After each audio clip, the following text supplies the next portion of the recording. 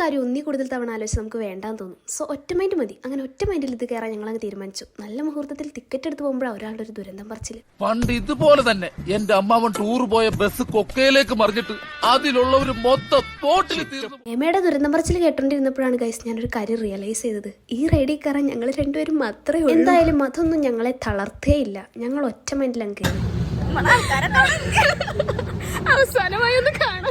അങ്ങനെ ബെൽറ്റ് ഒക്കെ ഇട്ട് സെക്യൂർ ആയിരിക്കുമ്പോഴാണ് ഗൈസ് എനിക്ക് എൻ്റെ ഷൂവിനെ പറ്റി ഓർമ്മ വന്നത്. അതെങ്ങാനും മുകളിൽ നിന്ന് കൊഴിഞ്ഞു വീണാലോ. സോ റിസ്ക് എടുക്കാൻ ഞാൻ തയ്യാറായില്ല. അതങ്ങ് ഊരി വെച്ച് ഞങ്ങൾ എയറിലോട്ട് പറഞ്ഞു. എല്ലാം ഓക്കെ ആയിരുന്നു ഗൈസ്. ഞാൻ വീഡിയോ എടുക്കുമ്പോൾ ഫ്ലാഷ് ലൈറ്റ് ഓൺ ആക്കാൻ പറഞ്ഞു. സംഭവം എന്തായാലും അടിപൊളിയായിരുന്നു.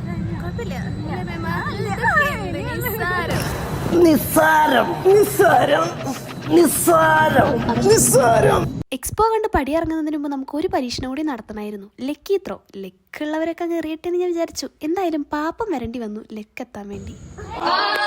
അങ്ങനെ 100 രൂപയ്ക്ക് റിങ് ഇറങ്ങി നമുക്ക് 124 രൂപയുടെ ബൂസ്റ്റ് കിട്ടി. എങ്ങനെയൊക്കെ പോയി ഒരു ലാഭം നമുക്കാണ്. അങ്ങനെ ലാഭം കിട്ടിയതിന്റെ സന്തോഷത്തിൽ പാപ്പം നമ്മളെ നേരെ കൊണ്ടുപോയി ചിക്കിങ്ങിലോട്ടായിരുന്നു. അങ്ങനെ ഗംഭീരമായ ഒരു ഫുഡ് അടിക്ക് ശേഷം വയറും മനസ്സൊക്കെ നിറഞ്ഞ് ഞങ്ങൾ നേരെ വീട്ടിലോട്ട് വിട്ടെ. ഇനി നന്നായി ഉറങ്ങാം.